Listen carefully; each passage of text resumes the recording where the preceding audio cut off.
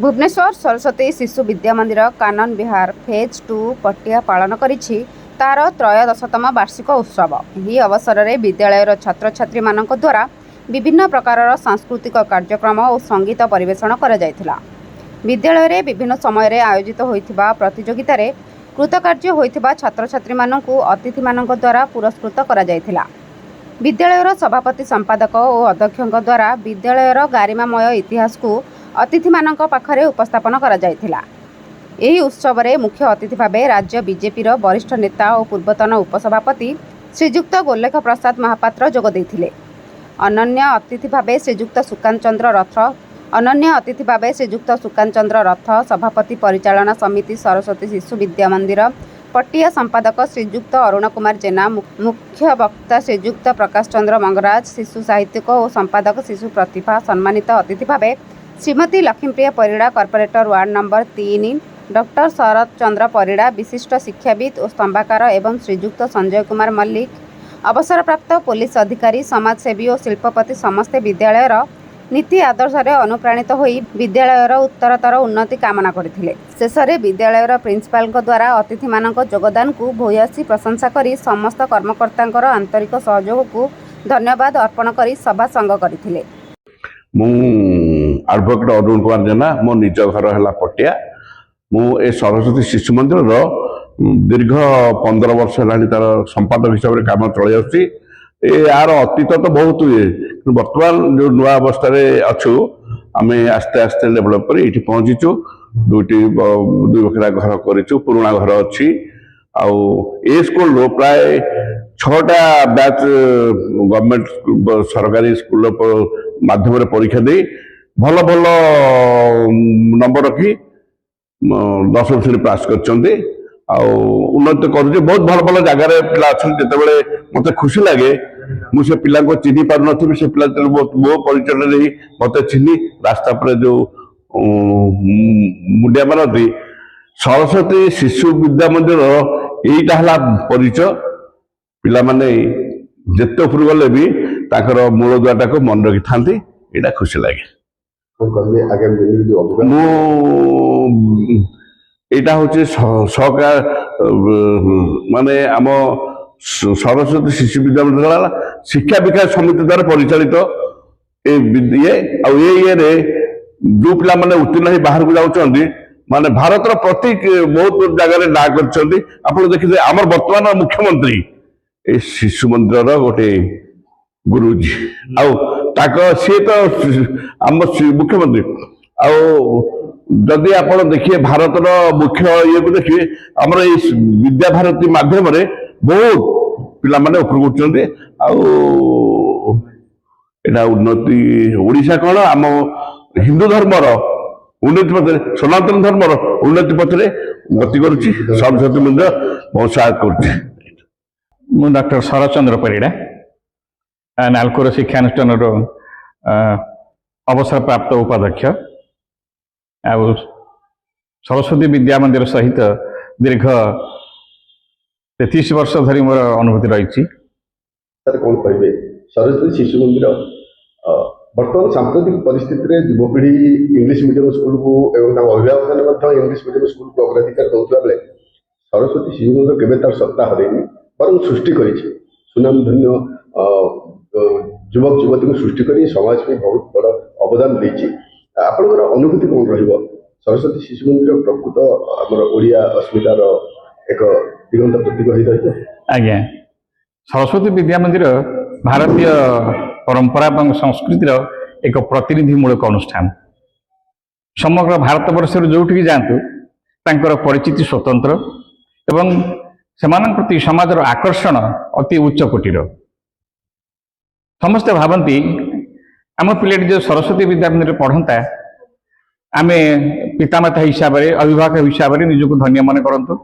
कारण सरस्वती विद्या मंदिर दूसरा शिक्षा सहित जो संस्कार सामाजिक नीति प्रथा सामाजिक चलनी उत्तरदाय जो सरस्वती विद्या मंदिर। इंग्राजी माध्यम विद्यालय जदिओ प्रार्थना रही किंतु अधिकांश इंग्राजी माध्यम विद्यालय से संस्कृति भारतीय संस्कृति परंपरा ठार भिन्न रोचे किंतु ସରସ୍ୱତୀ ଶିଶୁ ବିଦ୍ୟା ମନ୍ଦିର କହିଲେ ଶିଶୁମାନେ ବୋଧ ଶ୍ରେଣୀ ଠାରୁ ଆରମ୍ଭ କରି କୋଉଠି ଅଛି ତ +2 କୋଉଠି ଅଛି ତ +3 ଏ ପର୍ଯ୍ୟନ୍ତ ପିଲାମାନେ ସଂସ୍କାର ସମ୍ପନ୍ନ ହେଇକି ବାହାରୁଛନ୍ତି। ଏବଂ ଆପଣ ଯାହା ଶୁଣିଲେ ବର୍ତ୍ତମାନ ସେମାନେ ଯୋଉଠି ଦେଖନ୍ତି ଆଚାର୍ଯ୍ୟ ମାନଙ୍କୁ ତାଙ୍କର ପରିଚାଳନା ସମିତିର ସଭ୍ୟମାନଙ୍କୁ କିମ୍ବା ସରସ୍ୱତୀ ବିଦ୍ୟା ମନ୍ଦିରର ପ୍ରତିଷ୍ଠାତା ମାନଙ୍କୁ ସେମାନେ ନିଜର ପରିଚୟ ଦେଇକରି ସେମାନେ ଯୋଉ ମୁଣ୍ଡିଆ ମାରନ୍ତି ଅନ୍ୟମାନଙ୍କ ସାମ୍ନାରେ, ତାହା ହେଉଛି ସମାଜ ପାଇଁ ଏକ ଜ୍ୱଳନ୍ତ ଉଦାହରଣ ଯେ ଯାହା ପଛେ ହଉ କି ନ ହଉ ସରସ୍ୱତୀ ବିଦ୍ୟା ମନ୍ଦିରରେ ଭାରତୀୟ ସଂସ୍କାର ଉଜ୍ଜୀବିତ ହେଇ ରହିଛି। এইটা ହେଉଛି ଆମ ଅନୁଷ୍ଠାନର ଗର୍ବ, এইটা ହେଉଛି ସରସ୍ୱତୀ ବିଦ୍ୟା ମନ୍ଦିରର ଗୌରବ ଏବଂ ସମଗ୍ର ସମାଜକୁ ଆଖି ଖୋଲି ଦେଖେଇ ଦେଲା ଭଳି ଉଦାହରଣ ମାନ ସୃଷ୍ଟି କରିଛନ୍ତି ସରସ୍ୱତୀ ବିଦ୍ୟା ମନ୍ଦିର। ମୋ ନାଁ ପ୍ରକାଶ କୁମାର ମଙ୍ଗରାଜ। ମୁଁ ଗୋଟେ ମାସିକ ପିଲାଙ୍କ ପତ୍ରିକା ଶିଶୁ ପ୍ରତିଭାର ସମ୍ପାଦକ। ମୁଁ ଖାଲି ଏତିକି କହିବି କାହିଁକିନା ଆମର ପରମ୍ପରାରେ ଜନ୍ମଦିନ ପାଳନ କରାଯାଏ 16 ବର୍ଷ ପର୍ଯ୍ୟନ୍ତ, ତାପରେ 16 ବର୍ଷ ପରେ ଉଝେଇ ଦିଆଯାଏ। କିନ୍ତୁ ଠାକୁରମାନଙ୍କର ଦେବତାମାନଙ୍କର ଜୟନ୍ତୀଟା ପ୍ରତିବର୍ଷ ପାଳନ କରାଯାଏ, ଯଥା ରାମନବମୀ, ଜନ୍ମାଷ୍ଟମୀ, ବୁଦ୍ଧ ଜୟନ୍ତୀ। ତା ଛଡ଼ା କିଛି ମହାପୁରୁଷ ମାନଙ୍କର ଯେଉଁମାନେ ଦେବତୁଲ୍ୟ ତାଙ୍କର ଜୟନ୍ତୀ ପାଳନ କରାଯାଏ, ଯେମିତି ଗାନ୍ଧୀ ଜୟନ୍ତୀ, ଶାସ୍ତ୍ରୀ ଜୟନ୍ତୀ, ଆଉ ଅନ୍ୟାନ୍ୟ ନେତା ସୁଭାଷ ବୋଷ ଜୟନ୍ତୀ। କିନ୍ତୁ ଅନୁଷ୍ଠାନ ମାନଙ୍କର ଜୟନ୍ତୀ ପ୍ରତିବର୍ଷ ପାଳନ କରାଯାଏ। ଏଇଟା ହେଉଛି ପଟିଆ ଶିଶୁ ମନ୍ଦିରର ତ୍ରୟୋଦଶତମ ବାର୍ଷିକୀ, ଯାହାକୁ ଇଂରାଜୀରେ ଲେସ୍ ଜୁବୁଲି କୁହାଯାଏ, LSE ଫିତା ବାର୍ଷିକୀ। ତେଣୁ ଏମିତି ହେଇକରି କୁହାଯାଏ silver jubilee, diamond jubilee, golden jubilee, 100 ବର୍ଷଟାକୁ ସେଣ୍ଟେନାରୀ କୁହାଯାଏ। ତେଣୁ ଏଇ ଶିଶୁ ମନ୍ଦିର ଗୁଡ଼ିକ ଓଡ଼ିଶାରେ ଏମାନେ ପିଲାଙ୍କ ଚରିତ୍ର ଗଠନ କରିବାରେ ପ୍ରମୁଖ ଭୂମିକା ଗ୍ରହଣ କରିଛନ୍ତି ଏବଂ ସେମାନଙ୍କ ପାଇଁ ଆଜି ଓଡ଼ିଆ ଭାଷା ତିଷ୍ଠି ରହିଛି। ସେମାନଙ୍କର ଗୁରୁଭକ୍ତି, ପିତାମାତାଙ୍କ ଭକ୍ତି ଏଇଟା ଗୋଟେ ଶିକ୍ଷଣୀୟ ଏବଂ ଭଲ। ତେଣୁ ଶିଶୁ ମନ୍ଦିରର ଉଜ୍ଜ୍ୱଳ ଭବିଷ୍ୟତ ରହିଛି। ତେଣୁ ଯେମିତି ମଧୁବାବୁ ସେ ଜଣେ ରେଭେନ୍ସା କଲେଜିଏଟ୍ ସ୍କୁଲଟା ଯେତେବେଳେ ରେଭେନ୍ସା କଲେଜ ଥିଲା, ସେ ପ୍ରଧାନ ଆଚାର୍ଯ୍ୟ ଜଣେ ବଙ୍ଗାଳୀ ଥିଲେ ଚଣ୍ଡୀଚରଣ ଭଟ୍ଟାଚାର୍ଯ୍ୟ। ସେ ଗୋଟେ ଇଂରାଜୀ ପଢ଼େଇଲା ବେଳେ ଭୁଲ ପଢ଼ାଇଲେ, ବାଳକ ମଧୁବାବୁ ଠିଆ ହେଇ ପ୍ରତିବାଦ କରିଥିଲେ ଏବଂ ତାଙ୍କୁ ସ୍କୁଲରେ ତଡ଼ା ଖାଇବାକୁ ପଡ଼ିଥିଲା। ନାଁ ଖାତା କଟି ଯାଇଥିଲା, ସ୍କୁଲ ସାରା ଚହଳ ପଡ଼ିଗଲା। ପିଲାମାନେ କହିଲେ ଭୁଲ ମାର୍କ। ସେ ତାପରଦିନ କଲେକ୍ଟର ହିଲି ସାହେବଙ୍କୁ ଦେଖା କରି ଜଣେ ଓଡ଼ିଆ ହିସାବରେ, ଓଡ଼ିଆ ବାଳକ ହିସାବରେ ତାର ଅର୍ଥ ସବୁ ବୁଝେଇଥିଲେ ଏବଂ ତା ପରେ 11ଟା ବେଳକୁ କହିଥିଲେ ଦେଖା ତମେ ଗେଟ୍ ପାଖରେ ଠିଆ ହୁଅ। ହିଲି ସାହେବ ଭିତରକୁ ଯାଇ ସବୁ ଜିନିଷ ବୁଝିଲା ପରେ ନିଜେ ଚଣ୍ଡୀଚରଣ ଭଟ୍ଟାଚାର୍ଯ୍ୟ ଆସି ମଧୁବାବୁଙ୍କୁ ସ୍କୁଲକୁ ପ୍ରବେଶ କରିଥିଲେ। ତେଣୁ ପିଲାମାନେ ଏମିତି ନିର୍ଭୀକ ହେବା ଦରକାର, ତାଙ୍କର ଭବିଷ୍ୟତ ଉଜ୍ଜ୍ୱଳ ହେବ। କାହିଁକିନା ପିଲାମାନେ ଆମ ଦେଶର ଭବିଷ୍ୟତ, ଆମ ରାଜ୍ୟର ଭବିଷ୍ୟତ। ତେଣୁ ଏତିକି ମୁଁ କାମନା କରିବି ଏ ଶିଶୁ ମନ୍ଦିରର ତ୍ରୟୋଦଶ ବାର୍ଷିକ ଉତ୍ସବରେ ପିଲାମାନେ ଆଗକୁ ଆଗକୁ ଭଲ ନାଁ କରନ୍ତୁ, ସ୍କୁଲର ନାଁ କରନ୍ତୁ। କି ଯିଏ ପଚାରିବ ଏ କେଉଁ ସ୍କୁଲର ପିଲା, ତାର ବାପା କିଏ, ତାର ମା କିଏ, ଏତିକି କହି ମୋର ବକ୍ତବ୍ୟ ଶେଷ କରୁଛି। ବନ୍ଦେ ଉତ୍କଳ ଜନନୀ। ଆଜି ଆମ ବିଦ୍ୟାଳୟର ତ୍ରୟୋଦଶତମ ବାର୍ଷିକ ଉତ୍ସବ ପାଳନ କରାଗଲା। ଏଥିରେ ମାନନୀୟ ଅତିଥିମାନେ ଯୋଗଦାନ କରି ପିଲାମାନଙ୍କୁ ପୁରସ୍କୃତ କଲେ। ଯିଏ ପ୍ରତିଯୋଗିତାରେ ଭାଗ ନେଇ କୃତିତ୍ୱର ସହିତ ସଫଳତା ପାଇଛନ୍ତି ସେମାନଙ୍କୁ ଅତିଥିମାନଙ୍କ ଦ୍ୱାରା ପ୍ରୋତ୍ସାହନ କରିବା ପାଇଁ ପୁରସ୍କାର ଦିଆଗଲା। ଆଉ ଏହା ବାଦେ ଆମର ବିଭିନ୍ନ ସାଂସ୍କୃତିକ କାର୍ଯ୍ୟକ୍ରମ ମଧ୍ୟ ପିଲାମାନଙ୍କ ଦ୍ୱାରା କରାଯାଇଛି। ଆଉ ଶିଶୁ ମନ୍ଦିର କହିଲେ ଏହା ଗୋଟିଏ ଭାରତୀୟ ଶିକ୍ଷା ସଂସ୍କୃତି ପରମ୍ପରାର ଇଏ ହେଉଛି ମାର୍ଗଦର୍ଶକ ସହିତ ଏହି ପରମ୍ପରାକୁ ପାଳନ କରି ଆସିଛି। ଶିକ୍ଷା ବିକାଶ ସମିତିଙ୍କ ମାର୍ଗଦର୍ଶନରେ ଆଉ ପରିଚାଳନା ସମିତିର ପୃଷ୍ଠପୋଷକତାରେ ଆମ ବିଦ୍ୟାଳୟଟି ବଢ଼ି ଚାଲିଛି।